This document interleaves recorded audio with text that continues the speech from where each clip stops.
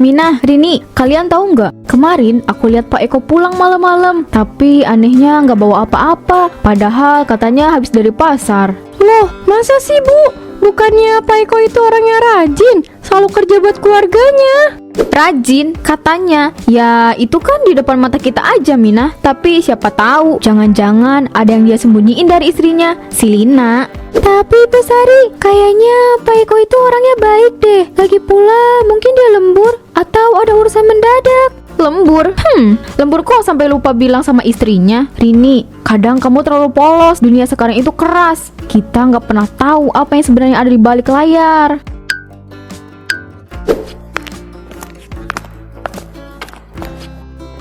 Bu Sari, saya ini cuma lewat. Kalau mau ngobrol nggak usah bawa nama saya. Pak Eko, nggak ada yang bawa nama Bapak kok. Kami cuma ngobrol biasa aja kan? Lagian, apa salahnya tetangga saling cerita? Cerita itu harusnya buat kebaikan Bu, bukan buat memecah belah.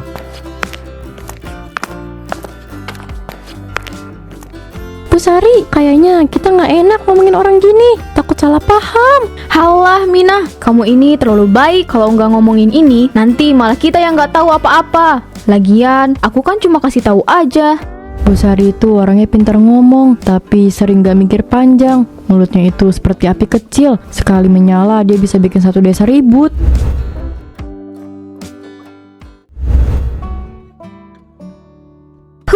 Orang-orang ini dulu cari-cari aku buat berbagi cerita. Sekarang malah menjauh, so baik semua. Mina, aku nggak enak ngomongnya. Tapi aku nggak mau deket-deket Bu Sari lagi. Aku takut kena gosip. Aku juga Lina. Sebenarnya aku kasihan sama dia. Tapi aku nggak mau nanti jadi bahan cerita dia juga.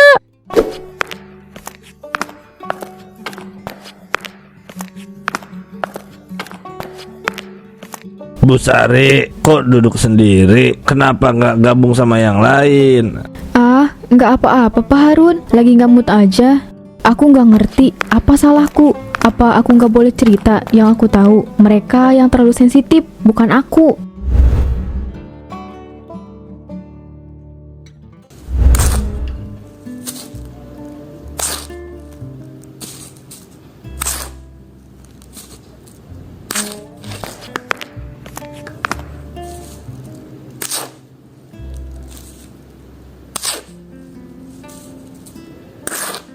Bu Sari, ini apa-apaan? Kok jalan utama diblokir?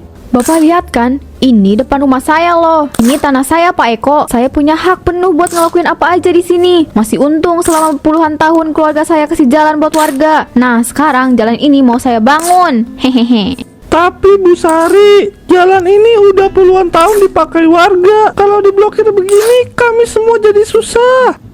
Susah, waktu aku kesepian dan gak ada yang peduli. Kalian gak mikirin itu. Sekarang giliran aku pakai hak aku sendiri. Kalian ribut. Bu Sari, ini bukan cuma soal hak milik, ini soal kemanusiaan. Kalau jalan ini ditutup, gimana nasib anak-anak sekolah? Gimana saya bawa hasil panen ke pasar? Cari jalan lain Pak Eko. Desa ini besar, masih banyak jalan lain. Gak usah ganggu-ganggu tanah saya. Bu Sari ini keras kepala, sulit bicara sama dia. Yang dia lihat cuma dari sudut pandangnya sendiri, padahal tindakannya ini melukai semua orang.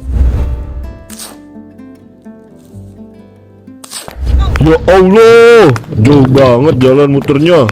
Jagung ini kalau sampai sore pasti busuk. Siapa yang mau beli kalau sudah nggak segar? Lagi pula capek begini, bisa-bisa aku sakit duluan sebelum sampai pasar. Kalau kayak gini terus, lebih baik aku berhenti jadi petani. Buat apa kerja keras kalau nggak bisa sampai pasar tepat waktu?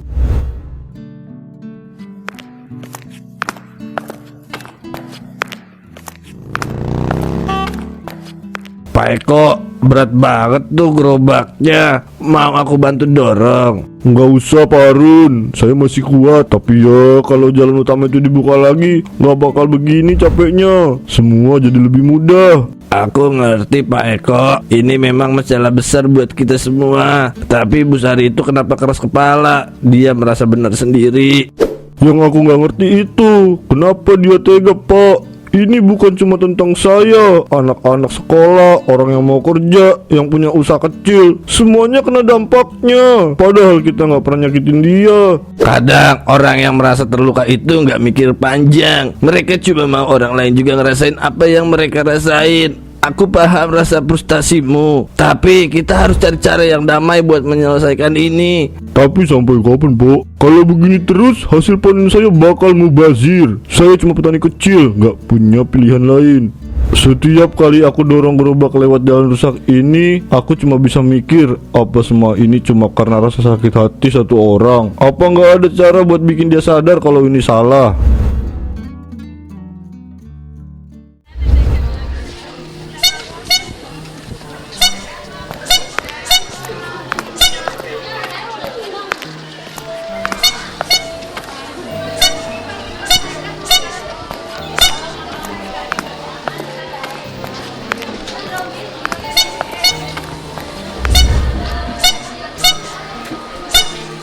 Ibu Lina adalah seorang perawat yang sedang terburu-buru.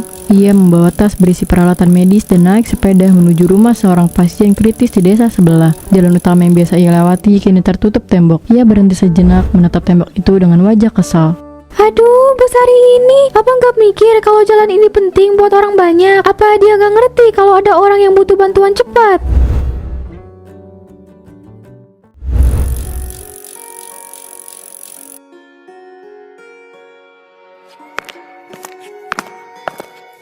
Ibu Lina, hati-hati ya, jalannya licin. Iya, makasih. Tapi kalau begini terus, saya nggak tahu gimana caranya kerja dengan tenang.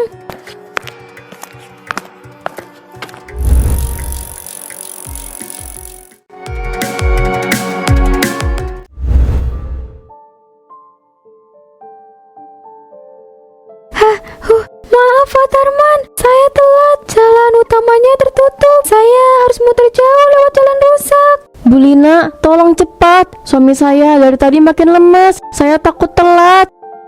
Pak Tarman, tenang ya. Saya akan berusaha semaksimal mungkin untuk membantu. Maaf, saya terlambat. Pak Tarman, kondisinya semakin lemah, Bu. Kenapa harus begini, Bu? Kenapa harus ada tembok itu? Kalau bukan karena tembok itu, mungkin suami saya masih punya harapan. Kalau saja saya bisa lebih cepat sampai, mungkin kondisinya nggak akan separah ini. Tapi apa daya, semua ini terjadi karena satu keputusan egois yang nggak pernah mikir dampaknya ke orang lain. Dina, seorang pelajar kelas 9, sedang bersiap-siap untuk pergi ke sekolah. Ia terlihat gugup sambil berjalan. Hari itu adalah ujian akhir semester yang sangat penting untuk menentukan masa depannya. Namun langkahnya langsung terhenti oleh tembok besar yang menghalangi jalan utama. Aduh, temboknya masih ada lagi. Aku harus lewat mana nih? Kalau telat, aku nggak akan bisa ikut ujian. Ya Allah, tolonglah, jangan sampai aku telat. Ini ujian yang paling penting.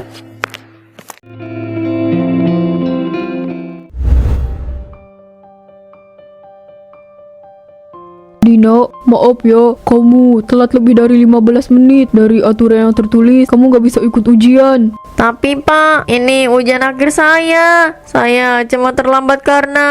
Dina, saya paham, tapi aturan tetap aturan. Gak ada yang bisa saya lakukan. Satu tembok itu, cuma satu tembok, tapi dampaknya sebesar ini. Aku cuma pengen sekolah, pengen belajar, pengen lulus. Tapi kenapa semuanya jadi susah?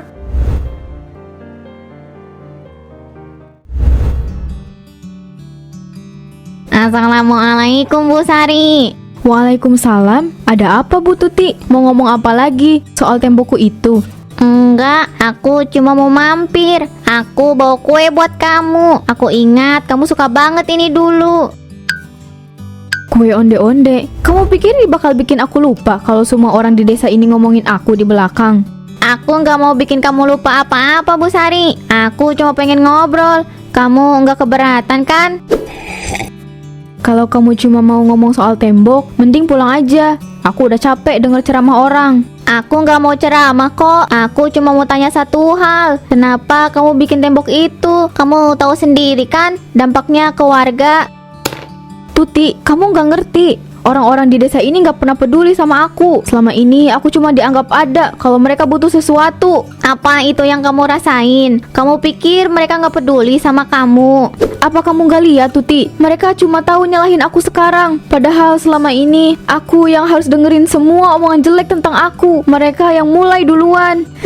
Aku ngerti. Rasanya sakit kalau kita merasa nggak dihargai. Tapi kamu sadar nggak? Dengan bikin tembok itu, kamu malah bikin semua orang makin jauh. Aku cuma pakai hakku. Itu tanahku kan? Salah aku apa? Nggak ada yang bilang kamu salah punya tanah itu. Tapi apa kamu nggak lihat? Keputusanmu ini bikin semua orang susah. Dina nggak bisa ikut ujian. Pak Eko harus muter jauh bawa hasil panennya. Kamu pikir mereka pantas dapat kesulitan ini cuma karena kamu sakit hati? Aku nggak maksud bikin susah siapa-siapa, Tuti. Aku cuma pengen mereka tahu kalau aku juga bisa berdiri sendiri. Cara berdiri sendiri itu bukan dengan bikin orang lain jatuh. Kita semua butuh satu sama lain. Kalau kamu buka tembok itu, aku yakin semua orang bakal ngerti kamu gak berniat buruk. Tapi apa mereka mau maafin aku? Kita ini satu desa, tetangga, teman, bahkan keluarga. Kalau kamu mau berubah, aku yakin mereka akan terima kamu dengan terbuka.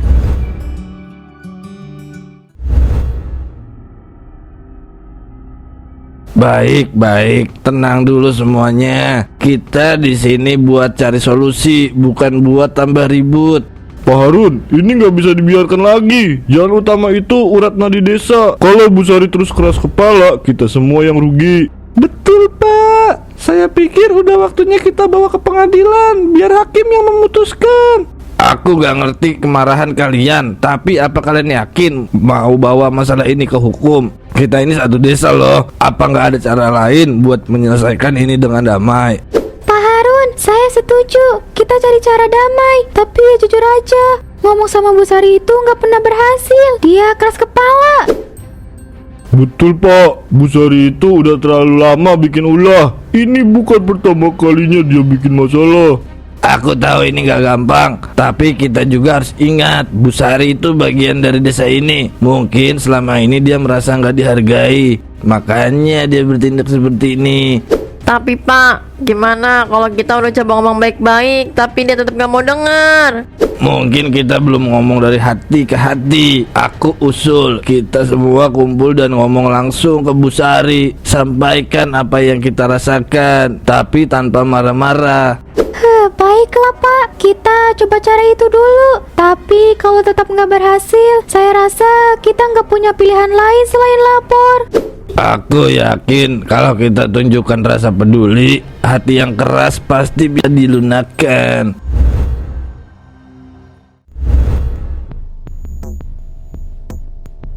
Bu Sari, kami di sini bukan buat nyalahin kamu. Kami cuma mau kamu dengar langsung gimana keputusanmu berdampak ke hidup kami. Bu Sari, saya petani. Hasil panen saya harus sampai ke pasar pagi-pagi. Tapi karena tembok itu, saya harus muter jauh. Banyak jagung saya yang busuk. Kalau terus begini, keluarga saya bakal kelaparan. Bu Sari, saya perawat. Beberapa hari lalu, saya terlambat ke rumah pasien kritis karena tembok itu. Kalau pasien saya meninggal, apa Ibu siap tanggung jawab? Saya nggak maksud bikin susah siapa-siapa. Tapi ini tanah saya. Salah saya apa kalau saya pakai? Bu Sari, saya nggak bisa ikut ujian penting gara-gara terlambat. Itu ujian buat masa depan saya. Apa Ibu nggak kasihan sama saya? Aku nggak tahu kalau dampaknya sebesar ini. Aku cuma pengen dihargai. Bu Sari, kami semua peduli sama kamu. Tapi cara kamu ini salah. Kalau kamu mau berubah, aku yakin semua orang di sini bakal mendukung kamu.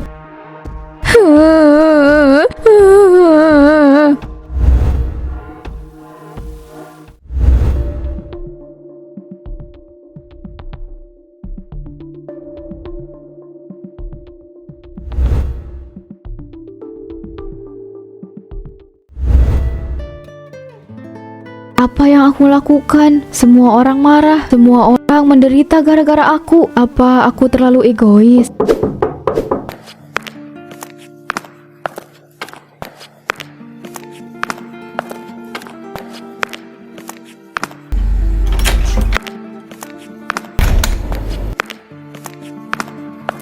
Malam Bu Sari, aku nggak mau ganggu. Boleh masuk sebentar?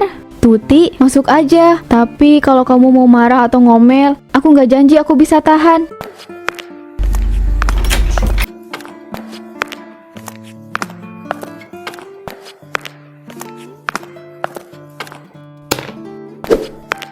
Kenapa semua orang benci sama aku? Nggak ada yang benci sama kamu. Mereka cuma kecewa. Tapi aku yakin mereka bisa memaafkan. Kamu cuma perlu tunjukkan bahwa kamu mau berubah. Aku salah, Tuti. Aku tahu aku salah. Tapi aku nggak tahu gimana caranya memperbaiki semua ini. Kamu bisa mulai dengan menghancurkan tembok itu. Bukan cuma tembok di jalan, tapi juga tembok di hati kamu. Kita semua akan bantu kamu. Baiklah, baiklah. Besok aku akan membongkar tembok itu. Aku akan berubah jadi lebih baik.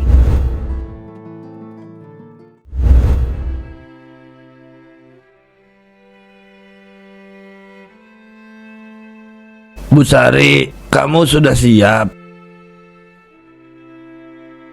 Semua, aku minta maaf. Aku tahu aku sudah bikin kalian semua susah. Aku nggak bermaksud begitu. Aku cuma pengen kalian lihat aku, menghargai aku. Tapi aku sadar sekarang cara aku salah. Bu Sari, saya petani. Panen saya banyak yang busuk karena harus muter jauh. Tapi kalau ibu sungguh-sungguh menyesal dan mau memperbaiki, saya bisa terima permintaan maaf ibu. Bu Sari, saya udah maafin ibu. Saya cuma pengen kita semua kembali seperti dulu. Bisa saling bantu, saling peduli. Baiklah semuanya, mari kita bongkar tembok ini bersama-sama. Terima kasih atas bantuannya.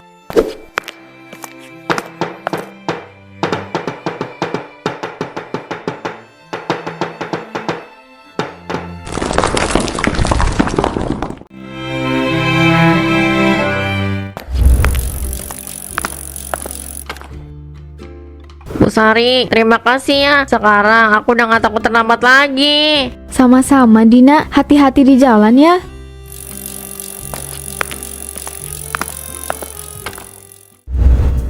Kita semua belajar banyak dari masalah kemarin. Desa kita cuma bisa harmonis kalau kita saling menghormati dan peduli. Terima kasih Bu Sari atas tanah yang sekarang jadi jalan kita bersama. Aku yang harus berterima kasih. Terima kasih karena kalian masih mau menerima aku. Meski aku udah banyak salah, aku janji aku akan jadi orang yang lebih baik. Sekarang, mari kita sama-sama nikmati buah ini.